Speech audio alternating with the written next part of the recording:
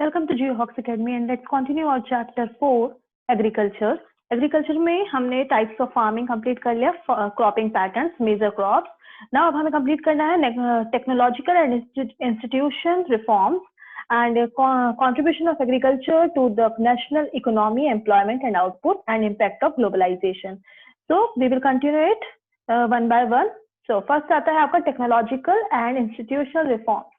सो अब बात कर रहे हैं अगर हम टेक्नोलॉजी या इंस्टीट्यूशनल रिफॉर्म्स की हमें जरूरत क्यों है, पहले जानना ये जरूरी है हमें. नहीं तो नीड क्या है? फर्स्ट नीड अगर हम देखें तो ये है कि मोर देन 60% पॉपुलेशन, अगर हम देखें वर्ल्ड इंडिया की मोर देन 60% जो रूरल पॉपुलेशन की बात हो रही है, 60% जो पॉपुलेशन है इंडिया की वो रूरल है हमारी. ठीक है, मतलब रूरल का मतलब क्या है कि ग्रामीण है, जो कि किस पे डिपेंडेंट है? अपने इकोनॉमी के लिए, अपने ऑक्यूपेशन के लिए एग्रीकल्चर पर डिपेंडेंट है.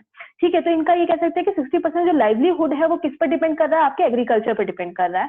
तो एग्रीकल्चर को डेवलप कंडीशन पे लेके जाना बहुत जरूरी है, क्योंकि हमारा 60% पॉपुलेशन, ये कह सकते हो किसी भी कंट्री की जो पॉपुलेशन है वो बताती है कि इसका जो आपकी इस कंट्री का डेवलपमेंट किस लेवल का है. तो अगर एग्रीकल्चर में अगर हम अटैच है तो एग्रीकल्चर का जो लेवल है उसको सुधारना बहुत जरूरी है, कि 60% पॉपुलेशन आपकी एग्रीकल्चर में लगी हुई है. So first need is this. And second need अगर हम देखें तो second is your increasing population. हमारी जो पॉपुलेशन है वो बढ़ रही है, तो पॉपुलेशन के साथ साथ हमारी क्या जो डिमांड है वो भी इंक्रीज हो रही है, क्योंकि जो लैंड है वो तो उतना ही है, लेकिन जो पॉपुलेशन प्रेशर है वो बढ़ता जा रहा है. जहां पहले लैंड पर अगर हम जैसे एग्जांपल लें, अगर यहाँ पर 10 लोग थे तो आज उनकी संख्या 100 बढ़ चुकी है. ठीक है, 100 पीपल एक 1 स्क्वायर किलोमीटर लैंड पर रहने लगे हैं. तो ये कह सकते हो कि जो डिमांड है वो भी बढ़ता जा रहा है. तो अब इस डिमांड को पूरा करने के लिए जो एग्रीकल्चर से, क्योंकि आपको पता है food is your basic need. Okay, तो अब उस फूड ग्रेन या फिर हो चाहे कुछ भी है, तो उनकी नीड को पूरा करने के लिए हमें जरूरत है कि हम एग्रीकल्चर के लेवल को थोड़ा सा बढ़ाए, ताकि हमारा जो प्रोडक्शन लेवल है वो भी बढ़ सके. Okay, third is hindrance in the pace of agriculture development. अब क्या है, जो एग्रीकल्चर डेवलपमेंट अगर हम सोचते भी हैं तो उसमें कुछ हिंड्रेंस आते हैं, मतलब कुछ अड़चने आती हैं. वो अड़चने किस तरह की हैं? जैसे कि आपको पता है कि हमारा जो फार्मर्स हैं वो क्या कर रहे हैं कि ज्यादातर वो पुराने मेथड्स को यूज कर रहे हैं. ओल्ड मेथड के थ्रू ही वो कोशिश करते हैं कि हमारा जो एग्रीकल्चर है वो प्रोडक्शन कर सकें. जैसे कि उनका जो डिपेंडेंसी है वो अभी भी किस पे है? रेनफॉल के लिए जो डिपेंडेंसी है वो ज्यादातर उनकी अभी भी किस पे? मॉनसून पे है. ओके, तो मानसून क्या होता है, कई बार मानसून हमारा देर से आता है, कई बार मानसून उतना अच्छा नहीं होता, उतनी अच्छी रेनफॉल हमें प्रोवाइड नहीं कराता, जिससे कि हमारी जो फसलें जो डिपेंड कर रही हैं, जो हमारी क्रॉप डिपेंड कर रही हैं मानसून पे, उसकी भरपाई हो सके. इसके अलावा नेचुरल फर्टिलिटी पर डिपेंडेंसी ज्यादा है, मतलब नेचुरली उसमें कोशिश किया जाता है कि हमारा जो लैंड है वो उतना फर्टाइल हो सके, लेकिन इसमें कोई बाहर से आउटपुट इनपुट नहीं डाला जाता है. तो ये कह सकते हैं नेचुरली ये लोग ज्यादा डिपेंड है, आर्टिफिशियल मेथड ये लोग ज्यादा यूज नहीं कर पाते हैं. अब उसको बहुत सारे रीजन है, उनकी इकोनॉमी लेवल उतना अच्छा नहीं है एक, और इसके अलावा ये कह सकते हैं कि उनके पास उतना नॉलेज नहीं है कि वो उतने हाई टेक्नोलॉजिकल डेवलपमेंट को अडॉप्ट कर सके. तो ये सारे हिंड्रेंस है अगर एग्रीकल्चर डेवलपमेंट के. इसके अलावा फोर्थ पॉइंट आ जाता है आपका स्मॉल लैंड होल्डिंग्स. तो मैंने अभी लास्ट वीडियो में भी मैंने अभी आपको डिस्कस किया कि किस तरह से जो लैंड होल्डिंग्स है वो छोटी होती चली जा रही है. मतलब क्या है कि जहां एक बड़ा सा हेक्टेयर लैंड था, वो ड्यू टू इनहेरिटेंस राइट जो है उसकी वजह से क्या होता है, धीरे धीरे वो जो लैंड पार्ट है वो छोटा होता जाता है. तो इस छोटे लैंड पर किसी भी तरह का ये कह सकते हैं कोई टेक्नोलॉजी का यूज करना, जैसे लाइक अगर हम बोले कि बड़े बड़े मशीनरी का यूज करें तो छोटे लैंड में पॉसिबल नहीं हो पाता है. ठीक है, तो इस वजह से कह सकते हो कि यहाँ पर जो प्रोडक्शन उतना अच्छा नहीं, क्योंकि अब लोगों को क्या है मैनुअली काम करना पड़ता है, लोगों को खुद काम करना पड़ता है. तो उसके कंपेरिजन में जो कि मशीन जो काम करेगी, उसके कंपेरिजन में जो ह्यूमन का फोर्स है वो कंपैरेटिवली लो हो जाता है. तो ये सारी नीड है, जो कह सकते हैं ये सारी प्रॉब्लम्स है जिसके बारे में हमने डिस्कस किया, या हमारे इंडिया में जो एग्रीकल्चर रिलेटेड जो प्रॉब्लम्स चल रही हैं वो ये सारी है. और इससे ये कह सकते हो कि इसलिए जरूरत हो जाती है कि हम उसमें कुछ टेक्नोलॉजिकल एंड इंस्टीट्यूशनल रिफॉर्म्स लाएं. तो अगर हम रिफॉर्म्स की बात करें तो टेक्नोलॉजिकल और इंस्टीट्यूशनल रिफॉर्म्स में अगर देखें तो बहुत तरह से काम किया गया. जैसे कि अगर ये जो ईयर दे रखा है मैंने आपको 1951 टू 1955, ये वो ईयर है जब जिसके बाद हमारा जो कंट्री था वो फ्री हो चुका था. हमने 1947 में आजादी ले ली थी. तो 1951 से हमारे एग्रीकल्चर फील्ड हो, चाहे वो सर्विस सेक्टर हो, चाहे वो आपका इंडस्ट्रियल सेक्टर हो, सब पर ध्यान दिया जा रहा है. तो 1951 में हमारा क्या किया गया, फर्स्ट 5 ईयर प्लान बनाया गया. Okay, first 5 year plan. तो बेसिकली जो ये क्या नाम है, आपका ये जो प्लान है वो 5 ईयर प्लान के नाम से जाना जाता है। तो 5 ईयर प्लान होता क्या है?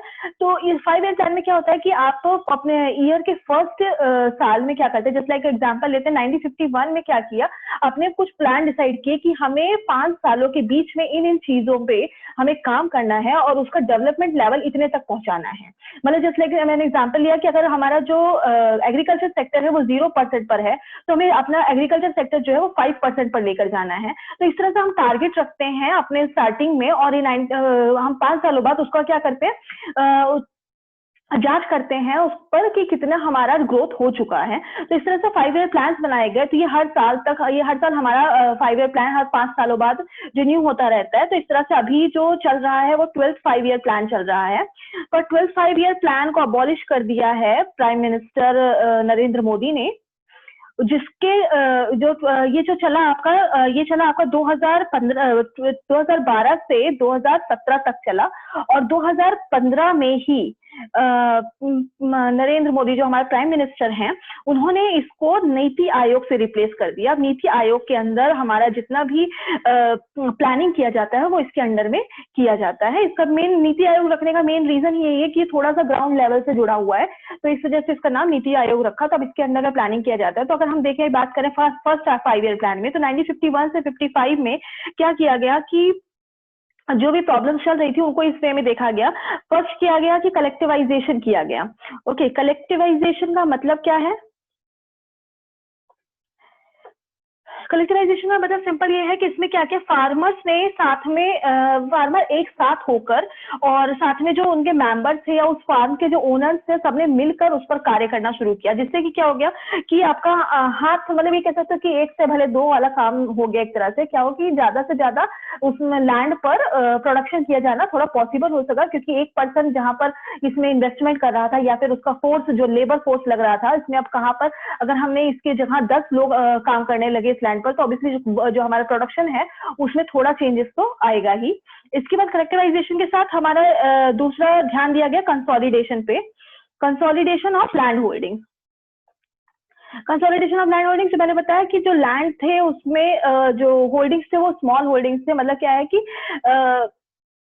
जो लैंड जो छोटे छोटे पार्ट्स में डिवाइड थे, उनको क्या किया, कंसोलिडेट किया गया। कोशिश किया गया कि जो उसके आसपास का लैंड था उनको एक साथ उनकी जो फार्मिंग है वो की जा सके, एक साथ क्रॉपिंग की जा सके। तो इस तरह से कंसोलिडेशन किया गया लैंड होल्डिंग्स का। एंड इसके अलावा एक चीज और डाली गई, कॉपरेशन। कॉपरेशन दिखाया गया, गवर्नमेंट की तरफ से भी कुछ कॉपरेशन हुआ। उसके अलावा अबॉलिशन ऑफ जमींदारी।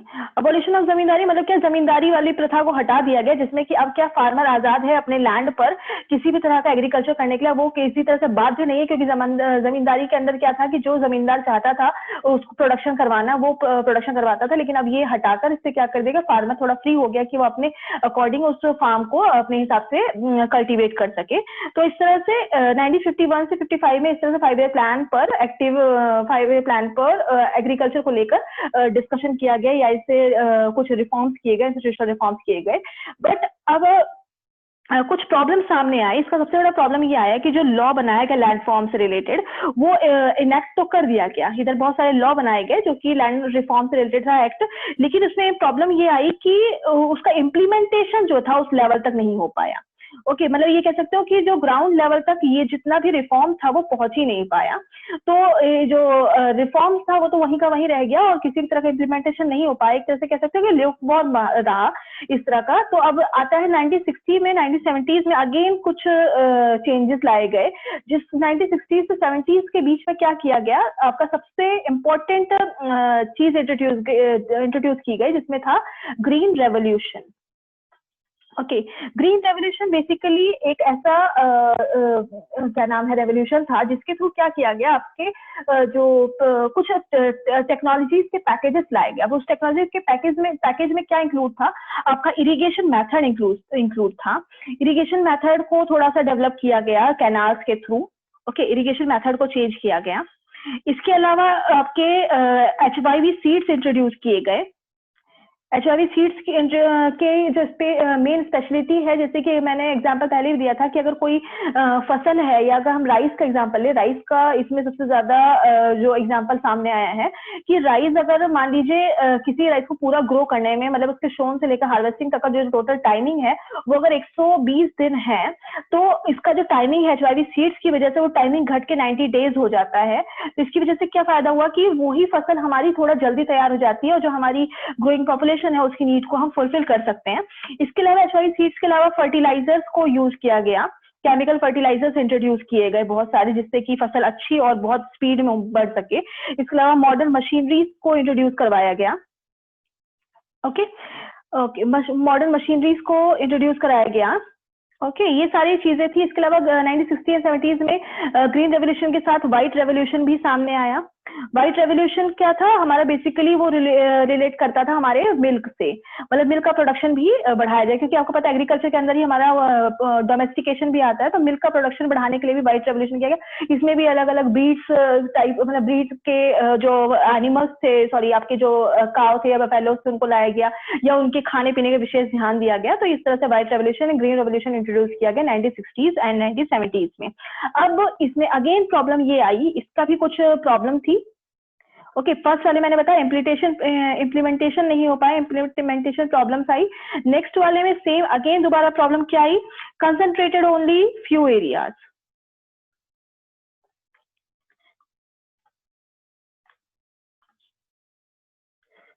ओके कुछ ही एरिया में कंसंट्रेट रह सका, जैसे कि व्हाइट रेवोल्यूशन कुछ राजस्थान के कुछ इलाकों में सीमित रह गया। इसके अलावा ग्रीन रेवोल्यूशन की बात करें तो ग्रीन रेवोल्यूशन बेसिकली सिर्फ आपके पंजाब एंड हरियाणा तक सीमित रह पाया। ओके इसके अलावा हमारा जो यूपी है, बिहार है, या हमारे और भी जो एग्रीकल्चरल स्टेट्स थे, उन तक की हमारी जो फैसिलिटी थी ग्रीन रेवोल्यूशन और व्हाइट रेवोल्यूशन से रिलेटेड, ये वहां तक नहीं पहुंच पाई। ओके नाउ अब हमारा नेक्स्ट जो आता है वो आता है 1980s एंड 1990s में। अब 1980s एंड 1990s में गवर्नमेंट ने फिर से एक प्रोग्राम डेवलप किया, एक रिफॉर्म लेकर आए, वो था जाना गया आपका comprehensive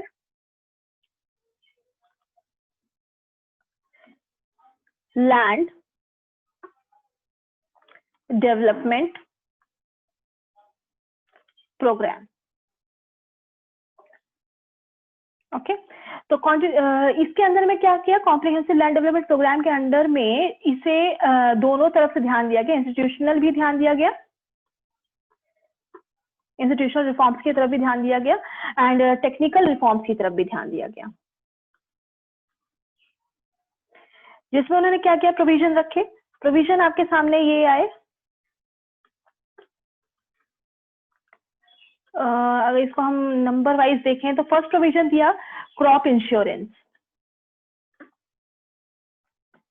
first was crop insurance against what, against, अगर हम क्रॉप इंश्योरेंस, जैसे लाइक मैंने कोई फसल उगाई है तो मैंने उसको क्या किया, इंश्योरेंस ले लिया। ओके उसका इंश्योरेंस किस बेसिस पे, अगर वो फसल खराब हो जाती है तो उसका जो पैसा जो मुझे उसको बेचने के बाद मिलता है, अगर वो खराब नहीं होती और मैं उसको बेचने के बाद जो पैसा मिलता, अब वो जो पैसा है वो गवर्नमेंट देगी। ओके तो अब ये किस बेसिस पे हो सकता था, जैसे कि लाइक आपका जो आपने क्रॉप ग्रो करी उसका जो कारण, मतलब उस इंश्योरेंस कब मिलता, जब अगर वो ड्रॉट की वजह से रह जाता, ड्रॉट मतलब सूखा रह जाता, मतलब बारिश नहीं होती। इसके अलावा फ्लड आ जाते, अगर बहुत ज्यादा पानी फ्लो कर जाता उस एरिया से, जैसे कि हमारे बिहार में कोसी रिवर की वजह से फ्लड बहुत ज्यादा आते हैं।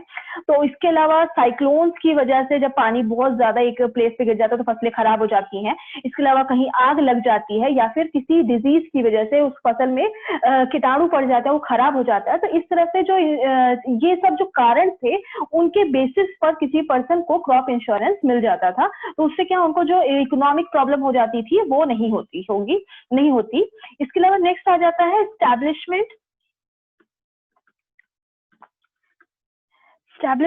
ऑफ ग्रामीण बैंक। एस्टैब्लिशमेंट ऑफ ग्रामीण बैंक के अंदर में क्या किया गया, किसान क्रेडिट कार्ड इंट्रोड्यूस किया गया।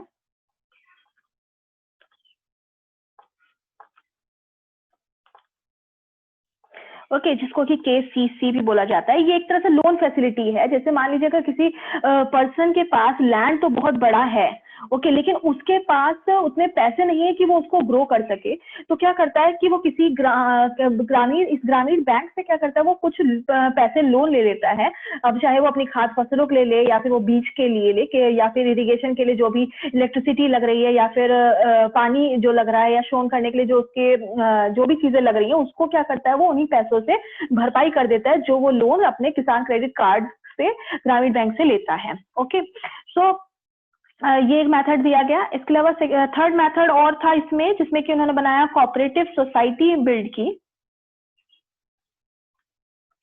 कोऑपरेटिव सोसाइटी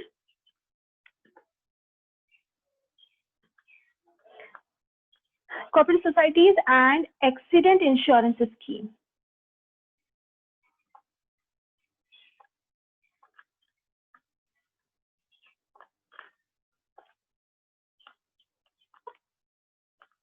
इसमें भी सेम था, ये भी कि क्या नाम है, अगर किसी वजह से एक्सीडेंटली किसी भी तरह से उस फसल को नुकसान पहुंचता है तो उसमें इंश्योरेंस करवाया जा सकता है, कोई और कारण जिसमें कि ये कारण के अलावा कोई और कारण है तो आप उसका इंश्योरेंस ले सकते हैं। इसलिए कोऑपरेटिव सोसाइटीज बनाई गई जो इनको हेल्प करती है इन चीजों को एक अच्छे तरीके से काम करने के लिए। नेक्स्ट इज आपका आया रेडियो एंड टेलीविजन प्रोग्राम चलाया गया। रेडियो एंड टेलीविजन प्रोग्राम्स के थ्रू क्या हुआ कि जो किसान थे जिनके पास वो एजुकेशन नहीं था, इतना समझ नहीं थी कि वो अपने जो एग्रीकल्चर फील्ड है उसको अच्छे लेवल तक पहुंचा सके, मतलब उसका जो प्रोडक्शन है उतना अच्छा लेवल कर सके, तो उनको नॉलेज देने के लिए कुछ एक्सपर्ट्स होते थे जो कि रेडियो पे या टेलीविजन पे अपना स्पीच देते थे, जिसको सुनकर जो फार्मर्स है वो अपने खेतों में उस चीज को इम्प्लीमेंट कर सकते थे। ओके, इसके अलावा थर्ड प्रोविजन आपका फिफ्थ प्रोविजन आया, गवर्नमेंट ऑल्सो अनाउंसेस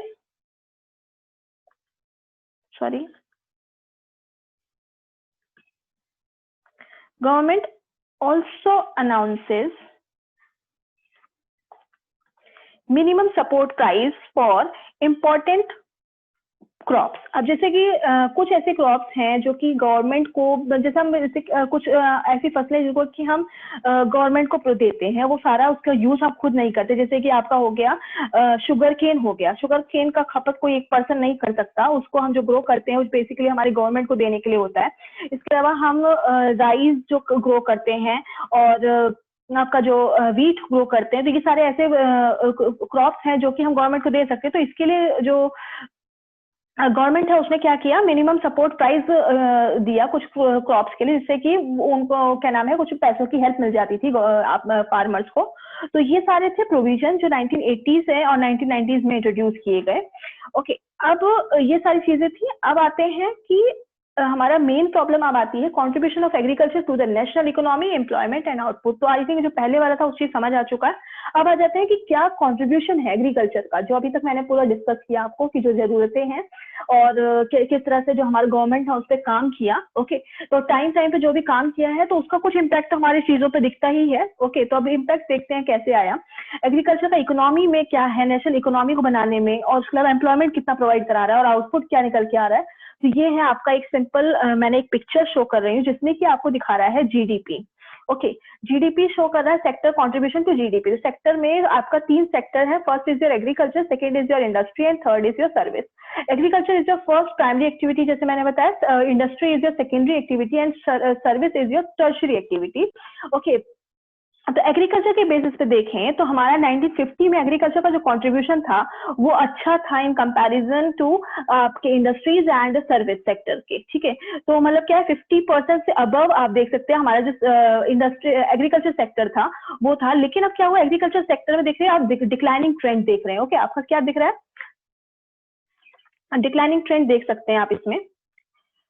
ओके, जो अब डिक्लाइन ट्रेंड कहाँ तक पहुंच चुका है आप देख रहे हैं कि 1951 में जहां वो 52 के आसपास था, 2010 के आसपास वो 14 तक पहुंच चुका है, 14% तक पहुंच चुका है।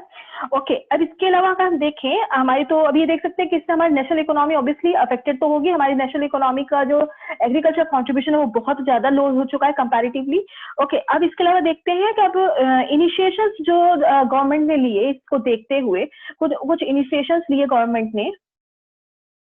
तो कुछ तो हमने पहले भी डिस्कस किया, लेकिन फिर भी कुछ ऐसे हैं जो कि इनिशिएशन से लिए गवर्नमेंट ने दोबारा से। First was establishment of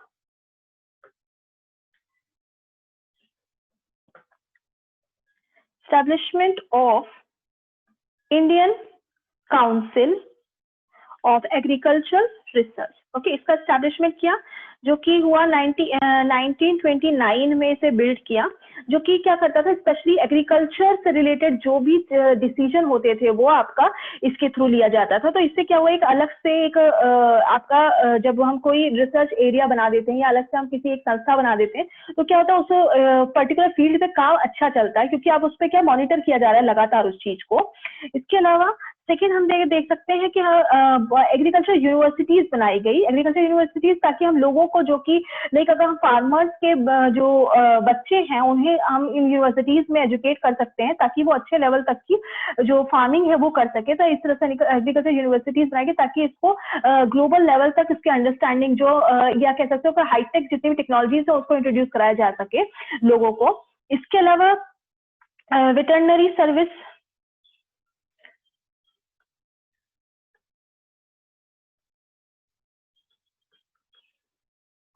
and animal breeding. अब ये veterinary service and animal breeding जो है वो दोनों ही आपके एनिमल्स से रिलेटेड है, जिसमें कि एनिमल्स की देखरेख और मेडिसिनल फैसिलिटीज को ध्यान में रखा जाता है, जिससे कि आपकी जो आपके जो एनिमल्स हैं उनको किसी भी तरह का नुकसान ना हो और वो जो उनका जो टाइमिंग है वो उसके अकॉर्डिंग अपना जो काम है वो कर सके या हमारी फैसिलिटीज प्रोवाइड करा सकें वो जो एनिमल्स हैं। ओके, इसके अलावा देखिए अगर हम तो एक चीज और ध्यान दी गई, हमारी दी गई हॉर्टिकल्चर क्रॉप्स पे। हॉर्टिकल्चर क्रॉप्स वो क्रॉप्स हैं जो कि जैसे मैंने बताया आपको फल और सब्जियां, इनका सबसे बड़ा ज्यादा फायदा ये है कि इनमें सबसे कम इन्वेस्टमेंट के साथ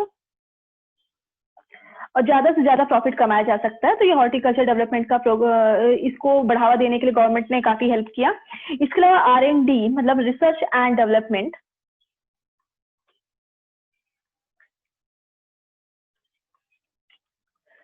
रिसर्च एंड डेवलपमेंट को की तरफ भी ध्यान दिया, जिसमें कि क्या किया, आपका मेट्रोलॉजिकल एंड वेदर फोरकास्टिंग किया गया, जिससे कि जो किसान है उनको अपडेट मिल सके कि किस तरह का मौसम है या फिर किस तरह की चीजें जो भी हम एक्सपेरिमेंटल तरीके से अपने फसलों में उगा सकते हैं या ग्रो कर सकते हैं या फिर कौन से मेथड से ज्यादा फसलें उगाई जा सकती है। तो इस तरह के रिसर्च एंड डेवलपमेंट प्रोग्राम बनाए गए। ओके, एंड लास्ट है आप ये कह सकते हैं कि रूरल इंफ्रास्ट्रक्चर को भी इम्प्रूव करने की कोशिश की गई।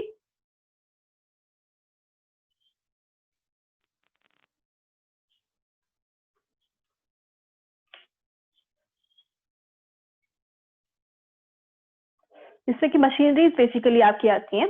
तो इस तरह से इम्प्रूवमेंट किया गया, लेकिन इन सब के बाद भी जो प्रॉब्लम आई वो वहीं की वहीं है। क्या है, अगर आप देखें, ये मैंने आपको 2010 का दिखाया, 2010 के बाद आप देखें 2013 से 14 के बीच में, 2014 से 2015 के बीच में एग्रीकल्चर का जो कंट्रीब्यूशन है वो धीरे धीरे कम होता जा रहा है। जैसे कि जो 2013 से 14 के बीच में इसका जो कंट्रीब्यूशन था वो 4.2% तक पहुंच चुका है, उसके बाद -2 में चला गया है, -0.2 तक पहुंच चुका है, एंड अगेन 1.1 तक थोड़ा सा ग्रोथ दिखा आपका 2015 से 2016 के बीच में। लेकिन और जीडीपी अगर देख रहे हैं तो 6.6%, 7.2% और 7.6% इस तरह से हो रहा है आपका, जो डाउन होता चला जा रहा है। ऐसे अगर हम जीडीपी का ही लेवल देखते जाए तो इंडिया में जो जीडीपी का लेवल वो धीरे धीरे घटता जा रहा है।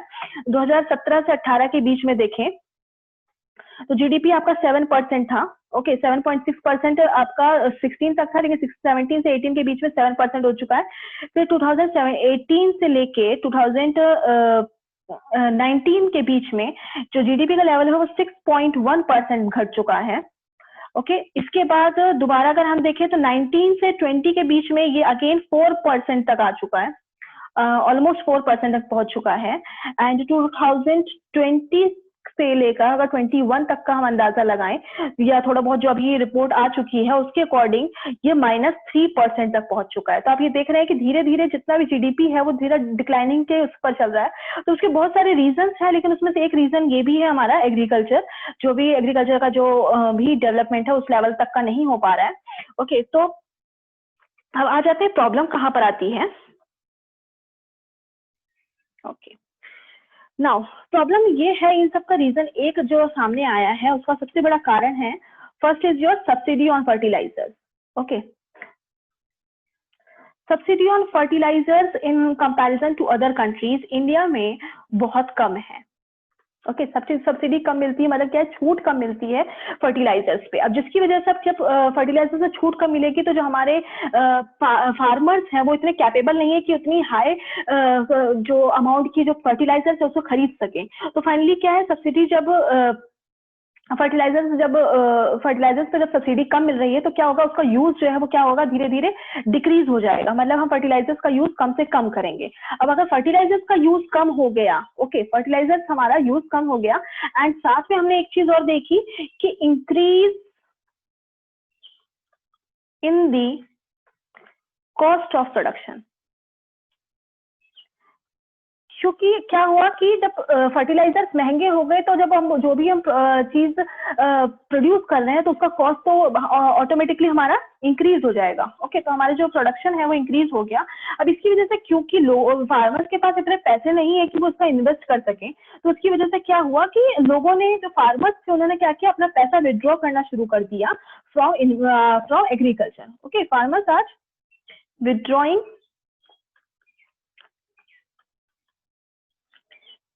investments from agriculture। तो जो अभी मैंने आपने देखा कि एग्रीकल्चर किस तरह से डिक्लाइनिंग ट्रेंड पूरा शो कर रहा है, 1.1 तक पहुंच गया, पहले तो माइनस में चला गया, उसके बाद 1.1 तक पहुंचा, उसके बाद भी धीरे धीरे आप देखेंगे कि एग्रीकल्चर बहुत लेवल तक नीचे जा रहा है। उसका मेन रीजन यही है कि लोगों ने अब उसमें क्या, फार्मर्स ने भी अपना पैसा इन्वेस्ट करना उसमें खत्म कर दिया। और फाइनली क्या हुआ, इसका एक और रिजल्ट ये आया, causing downfall in the employment of agriculture. तो एग्रीकल्चर सेक्टर जो है लेस एम्प्लॉयमेंट प्रोवाइड करा रहा है। Okay, agriculture providing less employment, क्योंकि इसमें जब उनको फायदा नहीं है तो फिर वो इसमें रहना पसंद नहीं कर रहे हैं, इसमें किसी तरह का इन्वेस्टमेंट करना पसंद नहीं कर रहे हैं। तो फिर फाइनली आप ये देख रहे हैं कि जो हमारा एग्रीकल्चर है वो ना तो नेशनल इकोनॉमी में उतना ज्यादा हेल्प कर पा रहा है, साथ में एम्प्लॉयमेंट का भी कोई उसमें बहुत बड़ा हाथ नहीं है, एंड जीडीपी ऑलरेडी बहुत ज्यादा नीचे जा चुका है आपके एग्रीकल्चर सेक्टर का। तो अब आते हैं आपके नेक्स्ट पॉइंट, वो है आपका इम्पैक्ट ऑफ ग्लोबलाइजेशन। तो ये सारा जो सीन आपने देखा उसका एक कारण और भी हमारे सामने आता है, वो है इम्पैक्ट ऑफ ग्लोबलाइजेशन। ओके, अब वो पहला नंबर तो ग्लोबलाइजेशन टर्म समझना बहुत जरूरी है। तो बेसिकली ग्लोबलाइजेशन जो होता है वो होता है आपका process, globalisation is a process of interaction. Okay, ये क्या किया, हर कंट्री ने इसे अपने अपने देशों में लागू किया। ओके, अब वो किस बेस कैसे लागू किया आप इस पिक्चर से समझ सकते हैं। ग्लोबलाइजेशन दिया है अब process of interaction in between, interaction किस चीज का, टेक्नोलॉजी का, मतलब किसी कंट्री में अगर कोई टेक्नोलॉजी है तो वो दूसरी कंट्री में भी उसको शेयर करे। ग्लोबलाइजेशन एक just a method. Okay, as it is capital mobility means पैसों का जो संचरण है वो एक कंट्री से दूसरी कंट्री में हो। As it is labour mobility means labour जो हमारा जो ह्यूमन बीइंग है वो एक कंट्री से दूसरी कंट्री में फ्लो कर सकता है अपने जरूरत के हिसाब से। ऐसे इम्प्रूव ट्रांसपोर्ट का इम्प्रूव जो किया जा रहा है वो भी ग्लोबलाइजेशन के मेथड के थ्रू किया जा रहा है। जैसे कि हमारी कंट्री में मेट्रोज इंट्रोड्यूस करी गई, वो सारी बेसिकली आपकी बाहर की जो कंट्रीज हैं उनकी हेल्प के थ्रू किया जा रहा है। इसके अलावा लोअर टैरिफ्स, जो भी सामान हमारा आता है और जाता है उस पर कम से कम टैक्सेस लगाकर, एंड मल्टीनेशनल कंपनीज को इंडिया में एंटर करके, मल्टीनेशनल कंपनीज जो होती है बाहर की कंपनीज होती हैं और वो अपने इंडिया के जो लोगों को या फिर जो उस कंट्री के लोग हैं उनको एम्प्लॉयमेंट देती है। तो इस तरह से ग्लोबलाइजेशन को बढ़ावा दिया गया हमारे कंट्री में। तो इसके कुछ फायदे तो हैं हमारे सामने जो आ रहे हैं, लेकिन और अगर हम ग्लोबलाइजेशन की बात करें तो इंडिया के लिए ग्लोबलाइजेशन कोई नया टर्म नहीं है, not a new term. Okay, अब कैसे मैं बोल रही हूँ, जैसे कि आपने 19th सेंचुरी में जब हमारा यूरोपियन इंडिया में आए थे, आपको पता है ब्रिटिशर्स हमारे इंडिया में आए थे, तो ग्लोबलाइजेशन तभी से शुरू हो चुका था। बस उसका थोड़ा सा जो रूप था वो थोड़ा अलग था कि इसमें बाय फोर्स हो रहा था और अब जो है हम अपने पसंद से कर रहे हैं। ओके, 19th सेंचुरी में कैसे था, जैसे फर्स्ट आप देखेंगे कि इंडिया में जब इंडिया का जो स्पाइसेस हैं उनसे इंडियन स्पाइसेस जो थे वो बहुत ज्यादा क्या नाम है अच्छे क्वालिटी के हुआ करते थे। बाकी अगर ये देखें कि सबसे ज्यादा स्पाइसेस अगर हुआ करते तो वो इंडिया में, जैसे कि हमारा केरला है स्पेशली। ओके, तो ये वो एरिया जो कि कोस्टल एरिया है, तो आप ये ज्यादातर ये कह सकते हैं कि जितने भी ब्रिटिशर्स है वो ज्यादातर वहां अट्रैक्ट हुए जो कोस्टल एरिया से कनेक्टेड एरिया थे, क्योंकि वहां पर उनका जो पहुंच थी वो थोड़ी आसान थी। ओके, तो ये कह सकते हैं इन स्पाइसेस की वजह से इंडिया में ये लोग आए। ओके, 19th सेंचुरी में। इसके अलावा कॉटन की प्रोडक्शन के लिए भी, कॉटन भी अच्छे लेवल तक हमारे इंडिया में होता था, गुजरात साइड में, मुंबई साइड में। तो कॉटन का जो कॉटन बेल्ट जो थी हमारे अगेन कोस्टल रीजन में, वो उससे अट्रैक्ट हुए, क्योंकि इसके थ्रू क्या होता था, इनको रॉ मटेरियल मिलता था अपनी कंट्री में ले जाने के लिए। रॉ मटेरियल को ले जाकर ये अपनी कंट्री में एक अच्छे लेवल तक के कपड़े वगैरह तैयार करते थे। जो इंग्लैंड में हमारा मैनचेस्टर है, इंग्लैंड में मैनचेस्टर हो गया आपका। इसके अलावा मैनचेस्टर के अलावा हो गया आपका लिवरपूल। ये ऐसी कंपनीज है जिनका जो बेस है वो बेसिकली इंडिया से ही था, क्योंकि इंडिया से उनको सस्ते में इनको रॉ मटेरियल मिल जाता था कॉटन का, और उससे वो अगेन उसको मैन्युफैक्चरिंग करके अच्छे महंगे दामों में बेचते थे। ओके, इसके अलावा अगर देखिए तो चंपारण, इसका और भी हमने एक चीज देखा, चंपारण मूवमेंट आपने पढ़ा होगा 8th के आसपास, 8th क्लास में। चंपारण मूवमेंट इन 1917, ये कहां पर था आपका? बिहार में।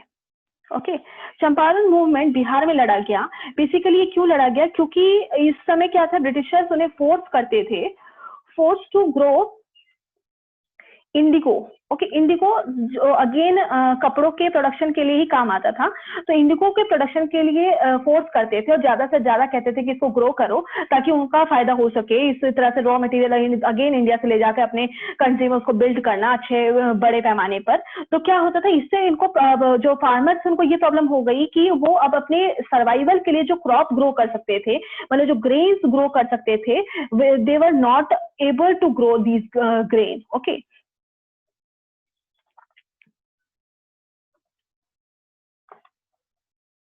ओके, तो इसका प्रोडक्शन नहीं कर सकते, तो इस वजह से इनका चंपारण मूवमेंट किया गया 1917 में। ओके, तो इस तरह से ये सारा आपका जो ग्लोबलाइजेशन था, इस तरह से हमारे जो इंडिया में शुरू से चल रहा है, तो ग्लोबलाइजेशन बेसिकली ये सारी चीजें होती हैं। अब आ जाते हैं कि इम्पैक्ट क्या पड़ता है ग्लोबलाइजेशन का। तो जो मेन इम्पैक्ट आया इंडिया में, ये तो आपका जो फोर्सफुली इम्पैक्ट था ग्लोबलाइजेशन का, ये आप अभी देख रहे हैं। लेकिन अगर इंडिया में जो हमारी मतलब हमारी मर्जी से जब इंट्रोड्यूस किया गया, तो इसका जो मेन इम्पैक्ट पड़ा, ओके, इसको हम फर्स्ट कर सकते हैं ए, एंड इसको हम बी का नाम दे सकते हैं। इम्पैक्ट ड्यू टू ग्लोबलाइजेशन जो है,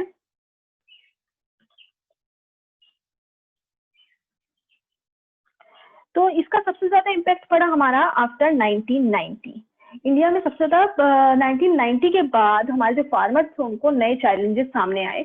ओके, अब नए चैलेंजेस तो कौन कौन से थे? फर्स्ट आया कि इंडिया की जो फसलें थी, चाहे वो राइस की थी, कॉटन की थी, रबड़ की थी, स्पाइसेस की थी, वो इतने अच्छे लेवल की होने के बाद भी, despite being good producer, okay, इतने अच्छे लेवल होने के बाद भी जो बाहर की कंट्रीज थी, उन जो बाहर की कंट्रीज का मतलब वो कंट्रीज जो कि डेवलप्ड कंट्रीज थे, उनसे वो कम्पीट नहीं कर पाए। ठीक है, despite being good producer, they were not able to compete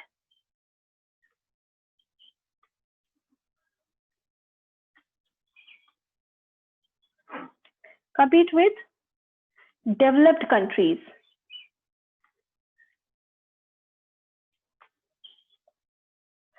develop country से क्यों नहीं कर पाए? क्योंकि इनको जो सब्सिडी मिलती थी गवर्नमेंट के थ्रू, कंपैरेटिवली इंडिया के कंपैरिजन में वो बहुत सस्ती मिलती थी, मतलब बहुत ज्यादा छूट मिल जाती थी। तो इस वजह से जो आपकी इंडिया की जो कंट्रीज हैं, सॉरी, इंडिया की जो फार्मर्स थे, वो इनको कम्पीट नहीं कर पाए। इसका मेन रीजन ये था, फर्स्ट रीजन। और इसके अलावा अगर हम देखिए, सेकेंड रीजन जो था वो था green revolution. Green revolution introduce तो किया गया, लेकिन ग्रीन रेवोल्यूशन को पूरी तरह से इंट्रोड्यूस हम सारे अपने सारे स्टेट्स में इसलिए नहीं कर पाए क्योंकि इसके बहुत सारे ड्रॉबैक सामने आए, जिसका फर्स्ट ड्रॉबैक था land degradation. Okay, land degradation, क्योंकि क्या होता था, इसमें हम केमिकल फर्टिलाइजर्स का यूज करते थे, और केमिकल फर्टिलाइजर्स की वजह से क्या हुआ, जितने भी एक्विफर्स थे वो सूख गए। उसके अलावा जो हमारी जो उधर की बायोडाइवर्सिटी थी उसको इम्पैक्ट हुआ, क्योंकि हमने बहुत सारे फसलें काटी और हमने बड़े पैमाने पर खेती करने की कोशिश करी। तो इस तरह से ग्रीन रेवोल्यूशन को बहुत सारे जो ड्रॉबैक्स थे वो सामने आए, जिसकी वजह से हम और बाकी स्टेट्स में इसको इम्प्लीमेंट नहीं कर पाए। तो ये सारी प्रॉब्लम्स थी। अब आते हैं, क्वेश्चन ये राइज होता है कि हमें करना क्या चाहिए। ओके तो करने के लिए मेन हमें क्या है, अगर हम क्वेश्चन पूछें what should be done, okay या फिर ये कह सकते हैं कि what are the suggestions for improving our agriculture sector. Okay तो सजेशंस अगर हम दें तो फर्स्ट सजेशन हमारा होगा that proper trust should be given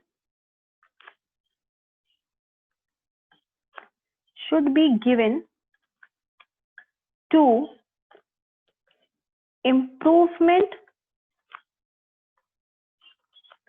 of the conditions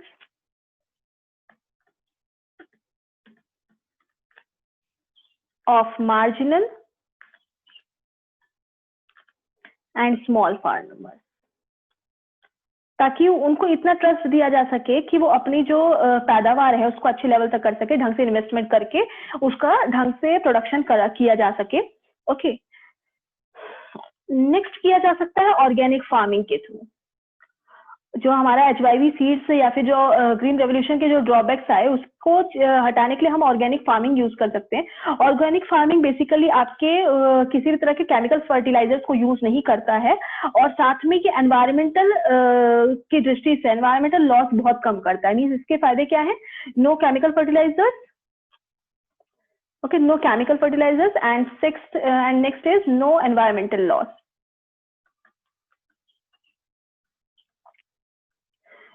और साथ में इसका जो प्रोडक्शन है, मतलब ये ले लीजिए कि ऑर्गेनिक फार्मिंग का डिमांड सबसे ज्यादा है, तो ये कह सकते हैं कि इसका डिमांड होने की वजह से जो फार्मर्स की जो कंडीशन है वो भी ठीक हो सकती है, क्योंकि जब डिमांड ज्यादा है तो उसको प्रोडक्शन के साथ उसका जो ये कह सकते हो कि इसके जो अर्निंग है वो अच्छी हो सकती है ऑर्गेनिक फार्मिंग के थ्रू। साथ में land holding should be increase,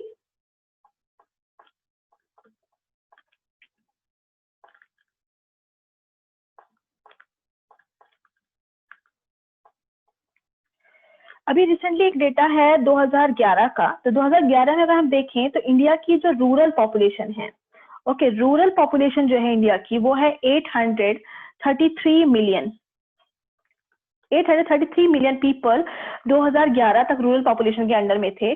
और उनकी जो डिपेंडेंट थे वो कितने लैंड पर डिपेंडेंट थे, dependent upon 250 million hectare land. Okay इतने हेक्टेयर लैंड्स पर ये इतनी बड़ी पॉपुलेशन डिपेंडेंट है। इसका मतलब अगर हम एक अंदाजा लगाएं तो पर पर्सन को मतलब हाफ हेक्टेयर से भी कम, okay less than half hectare जो लैंड है पर पर्सन मिल रहा है। अभी इसी से अंदाजा लगा सकते हैं कि कितना लैंड होल्डिंग साइज जो है वो कितना कम है और उतने लेवल उस पर जो एग्रीकल्चर की जो कह सकते हो कि अच्छे प्रोडक्शन करना बहुत मुश्किल है। ओके इसके अलावा आ जाता है farmer should be diversified first, okay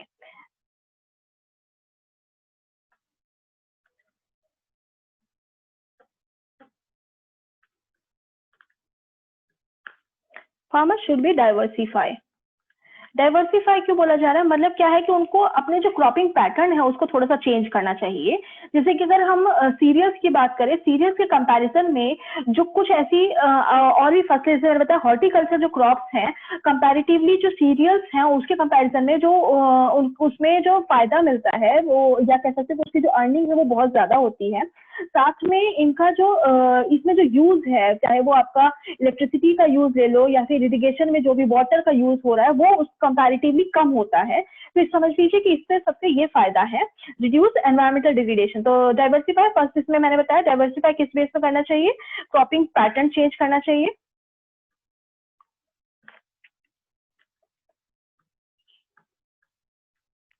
okay and next is जो क्रॉपिंग पैटर्न्स में जिसमें क्या गया सीरियल से लेकर सीरियल्स को चेंज करके हाई क्रॉप वैल्यूज जिसमें कि हाई वैल्यू मिले उन्हें उसको हाई वैल्यू क्रॉप को ग्रो करना चाहिए।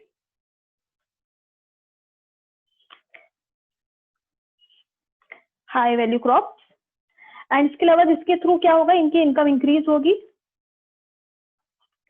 इंक्रीज इनकम, एंड साथ में जो एनवायरमेंटल डिग्रेडेशन है वो भी रिड्यूस होगा. Okay, so that was the suggestions regarding your agriculture development. Okay, and if you have any doubt you can ask. Thank you.